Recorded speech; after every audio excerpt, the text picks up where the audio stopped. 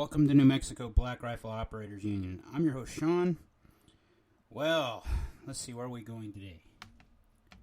You know, I see a lot of motorcycle riders lately, and I myself am a motorcycle rider. And you're probably thinking, why does that matter for two-way stuff? It matters in how you conceal carry. You know, I am one of those weirdos that actually have multiple concealed carry options. And I've noticed that as the summer has heated up, especially in New Mexico, shorts are kind of a thing because, well, it's hot. So are kilts. I wear a kilt sometimes. And lighter clothes are kind of just desirable. I mean, we're in the high 90s in the last couple of days here in New Mexico. And this is still early for us because it's usually hotter later June and into August, really bad. And it made me think about this particular subject. Now, I've talked about it before about, what are your concealed carry options? My preferred carry gun is a Glock 19. That becomes a problem when you're wearing shorts. What do you change to? Is a 380 an option for you? For me, a 380 is an option only because I like the Lehigh Defense. They're extreme penetrators, which actually, if you look at the ballistic testing that they've done online, and if you try to do it yourself, which I've tried to do, and I've got similar results, so I'm very much a fan of it. And what I mean is I can't tell the difference between my 380 in that particular round and my 9mm carry ammunition. It seems to have the same wounding capacity, very light recoil, because I use in my 380, when I carry a 380, it's an LCP Max. So this is a newer carry option along the veins of the SIG 365 and the 380. A lot of people give me crap for carrying a 380 because it's not a full-fledged 9mm. But in Europe, they call it 9mm quartz, 9mm short. There's a reason for that. With today's modern ammunition, you can actually get some pretty decent performance out of the 380. Now, 380 is the smallest I will go for a carry round because I still want it to have the penetration and be able to do the job I need it to do. So I accuracy test myself consistently. I go out to the range and I test, between my 380, my Glock 26, and my Glock 19. Those are my three primary carry options that I alternate between them. And it depends on the day, honestly. And if you're not seeing me at work, you're seeing me, and I'm probably carrying something, even if it's something like I'm pocket carrying my Glock, not my Glock. Sometimes I carry that, pocket carry my Glock 26. But most of the time I carry that on at like 3 o'clock. But I'll pocket carry my my LCP Max, It has the capacity I need. So with the extended mags on it, extended grip piece, it makes it even more handy, like it's easier to handle. But I usually carry it with just the 10-round magazine and put one in the pipe, so I carry with 11 rounds of 380. That's not insignificant. If you can't do it with 11 rounds, maybe you shouldn't be doing it. Now, I'm considering buying a SIG P365 when things settle down just a little bit more, and I'm so close to that. It's scary. I feel like I'm fourth down and seconds on the clock and goal. I work for a corporation now. That corporation moves at the speed of Olympic hurdlers and peanut butter, so they're not very fast at doing anything. I would expect something better, but, that I'm very happy working for them. This is kind of a goal to work for this company I'm working for in my particular chosen field. But when you see me out and about, even in church, you see me at the grocery store, I'm strapped, and I also carry my ouch pouch. I carry a tourniquet, an ankle strap that has my tourniquet, my chest seals, my gloves, a wound bandage. It's an Israeli wound bandage. And the reason why I do that, and I'm always carrying a knife, and the knife is more so for utilitarian purposes like opening boxes and everything else. But there's a set of everyday carry items that I have, when I'm not at work, where I am okay to carry, I do carry. And I think that's the best way to be. And I was thinking about this, like, what do I carry when I ride? And it honestly depends on the day. If it's too hot, I will pocket carry that LCP Max. And pocket carry is like the compromise to a compromise for me. It's not ideal. It's for deep concealment. And depending upon the pants you wear when you ride, because if you're an experienced rider, you know what I'm talking about. Pants bunch up. They end up in weird places. They tug at you and pull at you in different places. And carrying a gun exacerbates that, especially something heavier. I tried carrying a SIG P229 for a while, and the weight alone said that wasn't the gun for me. And that's when I started looking really heavily at the Glocks, because I've had good experience with Glocks so far. My first Glock was a Glock 26. And, I've got easily 4,000 rounds on that Glock, and I've had 2 malfunctions that I introduced when I was training with it. I purposely made them malfunction. My Glock 19 probably doesn't have as many rounds on it, because it hasn't been, it's been through a couple of training classes, but nothing as extensive as what I do with my Glock, or did with my Glock 26. Nowadays, I polish up my skills. I use those training skills that I've learned from those classes to augment what I do. And I do that with my 380 the same way. I take my contacts out. I don't wear my glasses. And I engage in targets that, like up close and personal to 10, 15 yards and see what I can do. Because, I come from that school of thought of Sonny Pazikas has, that we're not always going to be at the tip top of our game when this happens, meaning more than likely it's going to be a bad guy in the middle of the night and you're going to be in your boxers. How are you going to fight then? And that's the type of training mentality that the other trainers I've had, local trainers, have instilled in me. So, I've learned how to use a flashlight, and I carry a flashlight because I don't have a weapons-mounted light except for on my Glock 26. Because I don't want to I don't want to have those training scars of trying to use your light for other things. And plus, I have one of my really good listener friends, Randy. He gave me a really kick-butt flashlight that has been so reliable for everything. It's in my everyday kit that I carry on me. I wear purse pants. I wear cargos for this reason, because I carry a multi-tool, because I carry a flashlight, because I carry a lighter, because I carry a knife. I carry a lot of things, including my gun and my ouch pouch. And it doesn't behoove me to have a man bag, but it does behoove me to have cargos. And, I'm of that age where it's kind of typical for a guy my age to wear cargos.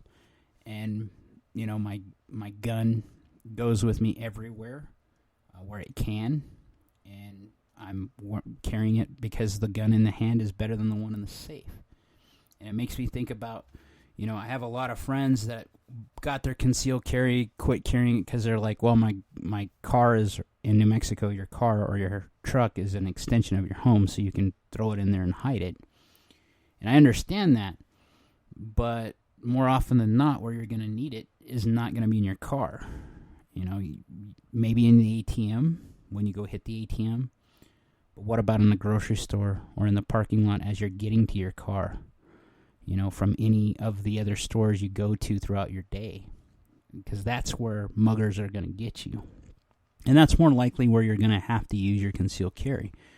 And in Farmington, New Mexico, we have a problem with the homeless population and the inebriates that come up and they're wanting something from you, usually money, or they're wanting a ride or something, and sometimes they're pretty belligerent, and you need to be ready to respond. And when it comes to concealed carry, you need to know when to act, when to not act and be a good witness, and when to run. It is better to subdue an enemy, how did Sun Tzu put it? It's better to subdue an enemy. Well, let me think about that. It's better to win a war without throwing 1,000 blows, but to subdue the enemy without a fight. And that's how it should be. When you start getting serious about concealed carry, you really do, unless you're a psychopath, you really start thinking about the repercussions of what you're going to have to do if you do draw. And that's something that some of us have made peace with, especially experiencing a school shooting or the blowback from it. I've had to come to peace with, if this psychopath is doing something, I'm going to have to stop him. And unfortunately, in a lot of places, you need to think about those realities. And you need to train as if you're under stress, because there's going to be people running around. You may have to walk over someone that you love to end the threat before you can go back and help save them. Because if you don't do that, you're liable to be the one that gets killed. That's the sad reality of the society we live in, is there's a lot of people with mental illness that they're looking for a number, the highest number of kills they can get, or the number of people hit. And you got to be able to respond instantly. You have to screw up their decision-making process before they're finished making it. It's called the OODA loop process if you've taken any concealed carry classes. There's observe, orient, decide, and then you act. You decide and you start taking actions towards that decision. And the reason why you do that is so that you can be active ahead of the curve in a fight. And unfortunately, that's the society we live in. There's a lot of people I've met that think that being physical or being able to physically defend yourself, and there's a time and a place for that too, is all you need, and more power to you. I'm hoping that I never have to draw a gun. But with the society decay that we're seeing, I'm not holding up a huge array of hope for that not to be the case. Society is not where it once was. There was a point in time where you could leave your house unlocked and go about your business and no one would bother your house. Same thing for your car. Nowadays, it's stupid to do any of that where you leave anything unlocked and secure. It's a bad idea to leave your backpack in your vehicle. It's a bad idea to leave any electronics that could be resold viewable in your vehicle.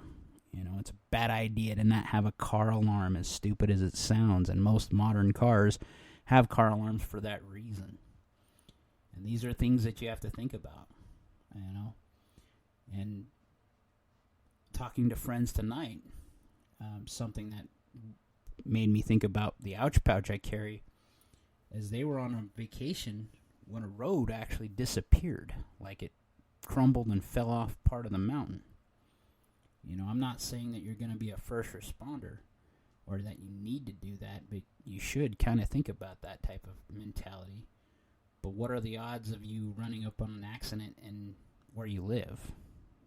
What are the odds that one of your kids gets hurt and you need to be able to attend them right away? Because accidents happen, and that's one of those things I've talked about till you're blue in the face. If you're actually serious about concealed carry, you need to have the training to do the opposite, where you're actually saving people. You need to have that CPR, that first aid skill set, added to your toolbox, because the world is not certain. You are your own first responder, and along with the motorcycles, I have some friends that went on a ride for, I think it was a church group ride actually, and 3 people went down. One of them lost their life. How would you respond to that? I'm not saying to use the gun, but I'm saying those other training aspects of being a concealed carry kind of roll into that. Is like, how can you stop a bleed? Can you stop a bleed? Because that's the number one thing in an accident, that someone's life is about to expire because they're about to bleed out. Are you capable of stopping that bleed? I'm not saying that you stop the bleed of the person you just put a hole in if you have to get to that point. But, odds are someone else was hit, someone else that was purely innocent. And with that, you're accountable for everything you put out in the world. So if you squeeze a round off, you better know where it's going. You better be accurate. That's why I say training is a big deal. And, I talk about the comfort of how you're concealing carrying. The reason why I say that it's better to have it and not need it than to need it and not have it. And a gun in the hand is better than one in the safe every day. And we don't live in very certain times, like I said. I keep stressing that. And have you tested your rounds? I turn my ammunition about every 6 months because I want to make sure I have fresh, good ammunition. Not that you need to, but it's something that I've done since I started concealed carrying. I carry 9mm gold dots, 124 grains for my 9mm. I carry Lehigh Defense for 380, extreme penetrators. And the problem with this is that ammunition of both types isn't of the cheapest quality. I mean, it's pretty expensive, especially for the 380. You're looking at $40, $45 for a box of 25 or 20.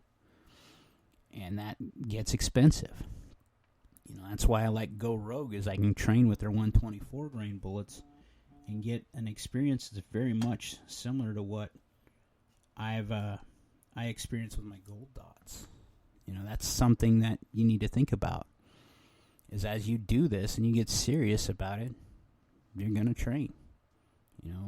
You'll find as you train that caliber you thought you couldn't live without, specifically the 45, that's probably not the round you're wanting to carry all the time, because carrying, I carry an extra magazine for an extra ammunition source for any gun I carry.